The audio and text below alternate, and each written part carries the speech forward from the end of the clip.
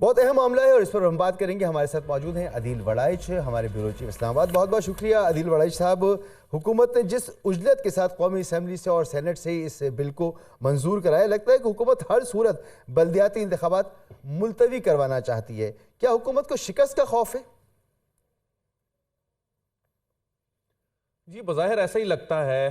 کہ حکومت بلدیاتی الیکشن کے ذریعے عوام میں نہیں جانا چاہتی تھی اور یہ شاید افورڈ بھی نہیں کر سکتی تھی. یہی وجہ ہے کہ حکومت نے ہر حربہ آزمایا. اس سے پہلے کابینہ سے ایک منظوری لے کر ایک نوٹیفیکیشن جاری کرایا گیا. اگرچہ الیکشن کمیشن نے وہ نوٹیفیکیشن مسترد کر دیا, لیکن اس کے بعد پھر نون لیگ نے اور ایڈوکیٹ جنرل کے اسلام آباد کے ذریعے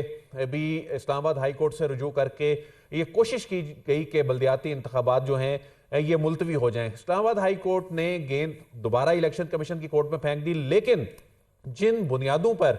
یہ بلدیاتی انتخابات کا انعقاد وہ مؤخر کرنا چاہتے تھے, ان میں سے کوئی بھی گراؤنڈ, اس کا کوئی ڈاکومنٹری ایویڈنس الیکشن کمیشن میں پیش نہیں کیا گیا. ایک تو یہ پلی لی جا رہی تھی کہ اسلام آباد کی آبادی بڑھ چکی ہے اور جو ووٹر ہیں جتنی ان کی تعداد ہے اتنے یہ ووٹر نہ تو ووٹر لسٹوں میں شامل ہیں اور اس کے مطابق حلقہ بندیاں نہیں ہیں, تو اس کا کوئی ایویڈنس پیش نہیں کیا گیا. جبکہ کمیشن یہ آج بار بار پوچھتا بھی رہا کہ ایسی کیا کوئی مردم شماری ہوئی ہے اور یا ایسی کیا وجہ ہے. میں آپ سے یہ جاننا چاہ رہا ہوں کہ کہ بعد آبادی دیکھیں ابھی مردم شماری تو ہوئی نہیں, پہلے 50 سے 100 یعنی 101 کی گئی اور 101 سے 125 یوسیز کرنے کا فیصلہ کیا گیا ہے. تو جب مردم شماری نہیں ہوئی تو پھر کوئی تو ریزن ہونا چاہیے, کہیں کوئی ریزن حکومت کے پاس؟ مسعود صاحب, ایک تو مردم شماری نہیں ہوئی, یعنی یہ جون میں جو اسی گورنمنٹ کے ہوتے ہوئے جب نوٹیفیکیشن جاری کیا گیا اور یونین کونسل کی تعداد بڑھا دی گئی, اور اس کے بعد پھر جب انہوں نے ایکٹ بھی جو ابھی وہ ایکٹ بنا نہیں ہے, بل منظور کرا لیے گئے, 2 روز میں دونوں ہاؤسز سے لیجسلیشن منظوری اس کی کروا لی گئی اور اس پر ابھی تک صدر مملکت نے دستخط نہیں کیے. یعنی الیکشن کمیشن آف پاکستان جو ہے اس نے قانون کے تحت الیکشن کرانا ہوتا ہے جو ایگزسٹنگ لا ہوتا ہے. تو ابھی تو وہ جو ترمیم شدہ جو لا ہے وہ ایگزسٹنگ لا کے زمرے میں آیا ہی نہیں ہے. اور دوسری جانب الیکشن کمیشن کے جو ممبر کے پی کے اور ممبر سندھ ہیں, ان کی جانب سے بھی آج یہ پوچھا گیا کہ ایسا کون سا ریکارڈ ہے جس کی بنیاد پہ آپ کہہ رہے ہیں کہ جون سے لے کر اب تک آبادی میں اضافہ ہو گیا ہے. یہ بھی کوئی ایسا ایویڈنس پیش نہیں کیا گیا. لیکن حکومت نے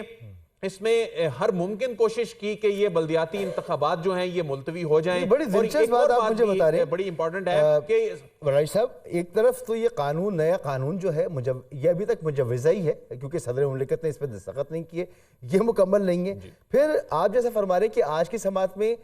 حکومت کے کسی جواب سے الیکشن کمیشن مطمئن نہیں تھا, لیکن فیصلہ تو حکومت کے حق میں آیا, یہ کیسے ہو گیا؟ فیصلہ حکومت کے حق میں آیا اور اس کی جو ڈیٹیلڈ ریزننگ ہے وہ بھی الیکشن کمیشن آف پاکستان کی جانب سے نہیں دی گئی. صرف مختصراً یہ بتایا گیا کہ بلدیاتی انتخابات جو ہیں وہ ملتوی کر دیے گئے ہیں. اور ساتھ ہی ایک حکومت کی جانب سے ایک گراؤنڈ بنایا گیا تھا کہ اسلام آباد میں لا اینڈ آرڈر کی سچویشن جو ہے, اور اس میں پھر دفعہ 144 نافذ کر دی گئی تاکہ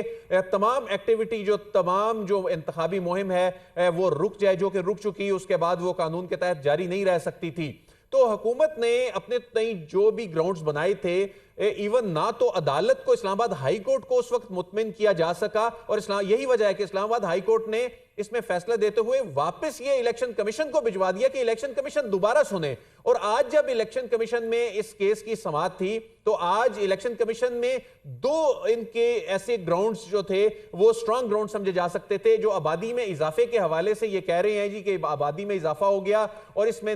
حلقوں کی تعداد بڑھنی چاہیے, اور ایک سٹرکچر بھی تبدیل کر دیا گیا. جو سٹرکچر تبدیل کیا گیا اس میں کہا گیا کہ جو میئر اور ڈپٹی میئر کا الیکشن ہے وہ براہ راست ہوگا, لیکن یہ تمام چیزیں ابھی ایگزسٹنگ لا کے تحت ہو نہیں سکتی, قابل عمل نہیں ہے. اس کی ریزن یہ ہے کہ ابھی یہ ایکٹ آف پارلیمنٹ بنا نہیں ہے. تو وہ آج الیکشن کمیشن نے بھی اس پہ حیرانی کا بھی اظہار کیا کہ ابھی تو وہ بل منظور ہوئے ہیں ایوان سے, ابھی اس پہ صدر نے سائن نہیں کیے, اور جیسے بھی ہوا اس پر یقینی طور پر حیرت ہو رہی ہے سن کر یہ تمام گفتگو. لیکن اب کیا ہم یہ کہہ سکتے ہیں کہ اب لمبے ایک عرصے تک بلدیاتی انتخابات اسلام آباد میں ملتوی ہو چکے ہیں؟ جی نہ صرف اسلام آباد میں ملتوی ہو چکے ہیں، پنجاب کی صورتحال بھی ایسی ہی دکھائی دیتی ہے۔ 3 مرتبہ ایسا ہوا ہے کہ الیکشن کمیشن آف پاکستان جو ہی کنکلوژن کے قریب پہنچتا تھا اور حلقہ بندیوں کا عمل مکمل ہونے لگتا تھا، جب وہ مکمل آلموسٹ کر لیتے تھے تو اس کے بعد وہاں بھی جو ہیں وہ سٹرکچر تبدیل کر دیا جاتا تھا، اور الیکشن کمیشن آف پاکستان نے اس معاملے پر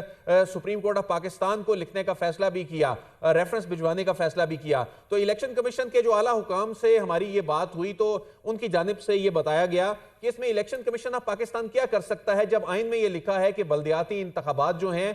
وہ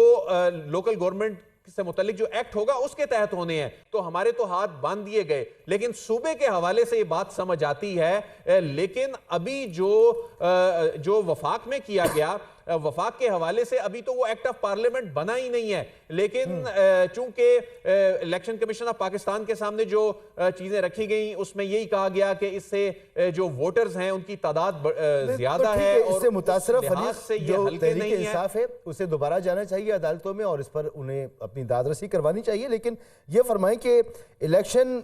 کمیشن نے ان انتخابات کے لیے جو تیاریاں مکمل کی تھیں، تقریباً تمامی تیاریاں مکمل ہو چکی تھیں، 4 دن پہلے تو ملتوی کرنے کا فیصلہ کیا گیا ہے، تو آج الیکشن کمیشن نے پی ٹی آئی کے وکیل نے دعویٰ کیا کہ اسلام آباد کے بلدیاتی انتخابات کے لیے 85 کروڑ روپے خرچ کیے جا چکے ہیں۔ کتنا نقصان ہو چکا ہے اب تک؟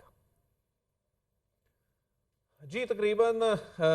85 کروڑ سے زائد کی رقم، یعنی 1 ارب روپے کے لگ بھگ رقم تو یہ جو قومی خزانے سے خرچ ہوئی، لیکن امیدواروں نے بڑی تعداد میں جو خرچہ کیا تھا، کیمپین ہو رہی تھی، بالکل 11th آور پہ آ کر جب الیکشن کو ملتوی کر دیا گیا تو کیمپین جو تھی وہ آلموسٹ مکمل ہو چکی تھی، لیکن اسی دوران پھر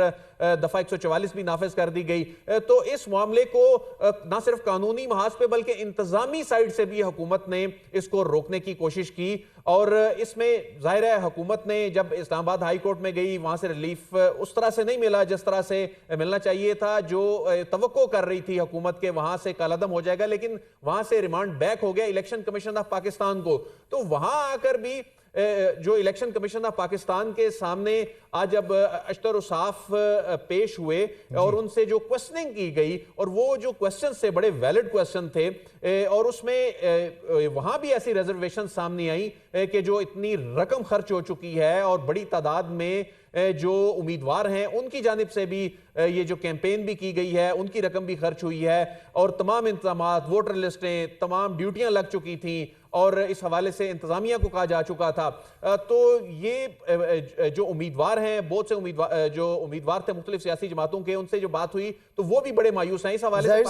ظاہر سی بات ہے 4 دن پہلے جب الیکشن ملتوی ہوگا تو پھر سب کے سب اپنی کیمپین، ان کی عروج پر ہوگی کیمپین،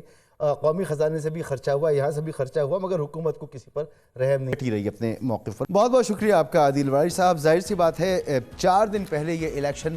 ملتوی کیے گئے ہیں، 1 ارب روپے قومی خزانے سے الیکشن کمیشن کے ذریعے ان انتخابات پہ خرچ ہو چکا تھا۔ اس کے علاوہ جو سینکڑوں کینڈیڈیٹس تھے انہوں نے اپنی الیکشن کیمپین پہ جو خرچ کیا، نقطۂ عروج پر کیمپین تھی، 4 دن پہلے الیکشن ملتوی کر دیے گئے، ایک مرتبہ پھر الیکشن ملتوی ہوگا، اور اب کب ہوں گے خدا بہتر جانتا ہے، کوئی اس کی تاریخ ہمارے سامنے موجود نہیں ہے۔ یہاں پر ایک بریک لیں گے اور بریک کے بعد بات کریں گے۔ توشہ خانہ قانون میں ترمیم کا فیصلہ کیا ہے، اچھا اقدام مانا جا رہا ہے۔ اس ترمیم کے بعد یہ ممکن ہو سکے گا کہ گزشتہ کم از کم 20 سال میں جو تحائف پاکستان کے آفیشلز کو، پاکستان کے سربراہ مملکت اور سربراہ حکومت کو ملیں، ان کی ڈیٹیل عوام کے سامنے آ سکے گی۔ بات کریں گے ایک بریک کے بعد۔